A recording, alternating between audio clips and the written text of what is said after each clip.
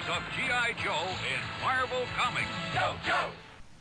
Hello everyone, I'm Form BX257, your friendly neighborhood 1980s G.I. Joe reviewer, and today I'll be taking a look at the old Marvel comic G.I. Joe title spin-off, G.I. Joe Special Missions, issues 22 through 28, the final 7 issues of the Special Missions series, originally published between June of 1989 through mid-November of 1989. And by mid-November, I mean that Special Missions, which was originally a bi-monthly title, became monthly around issues 15 and on, and then fell within Marvel's bi-weekly schedule towards the end of its series. And I think it kind of suffers for that, but you'll hear my particular thoughts on that later on in the review. I'll be taking a look at those issues as reprinted through IDW's classic G.I. Joe Special Missions Volume 4. Now, this collects a whole bunch of interesting things, like the first appearances of some characters, as well as the deaths of some fan-favorite characters. 2 of these issues are not written by Larry Hama.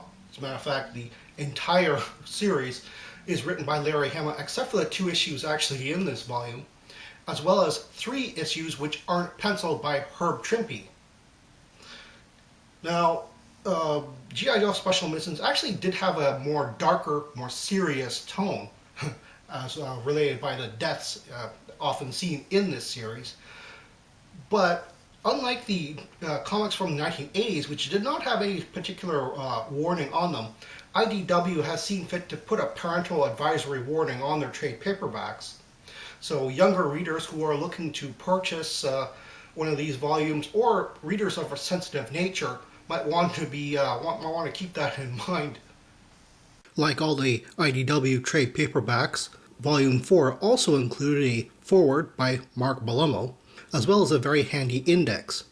Although this index is missing the title to G.I. Joe number 92, which was titled Thunderclap, and possibly a footnote about it being the conclusion to a Special Missions story started in issue 26.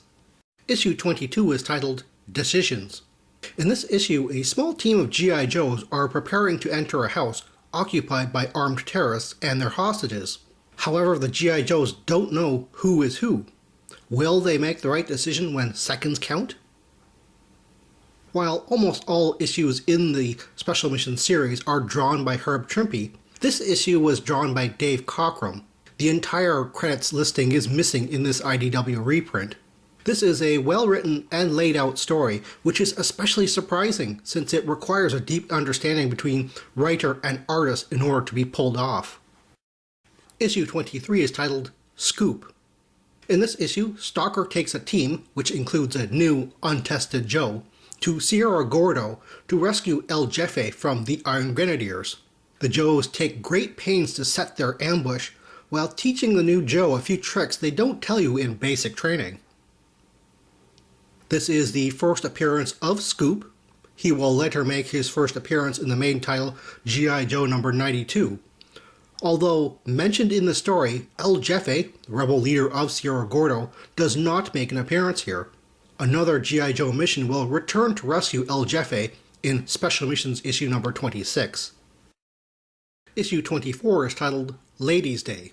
In this issue, while providing security for the newly elected U.S. president at a baseball game, the G.I. Joe is split into 2 teams, a highly visible one and an undercover one. Lady J, Scarlet, Jinx, and CoverGirl all complain about the skimpy Rockettes undercover outfits they have to wear, but when Cobra strikes, they're the only ones standing. While almost all issues in this series are written by Larry Hama and drawn by Herb Trimpe, this issue was written by Herb Trimpe and drawn by Dave Cockrum. This is the first appearance of Crystal Ball, and although not named, the newly elected President and First Lady are clearly meant to be George Bush Sr. and wife Barbara. There is an error here. A Cobra Stinger is shown in amongst the G.I. Joe vehicles, plus Zap calls Cutter heavy metal. Clearly a dialogue error, as Cutter is known to wear a Red Sox cap, which goes with their conversation better. This is a light-hearted story, much like Issue 12's Air Show, in a series known for its darker and serious tone. While it's nice to see all the ladies in action together, this is more Danger Girl than it is G.I. Joe. I much prefer issue 11's sheep clothing as an example of a female-focused action story. Issue 25 is titled Forced Play. In this issue, Duke finds himself butting heads with a domestic operations agency officer who isn't telling everything he knows about a Darklonian terror cell operating on US soil who have just gotten a large amount of explosives. The G.I. Joes will have to use their fast-moving Tiger Force vehicles to catch the mobile terrorists who have split up. This is the first appearance of G.I. Joes and vehicles in Tiger Force uniforms and camo. First appearance of the Tiger Cat, Tiger Paw, and Tiger Sting vehicles.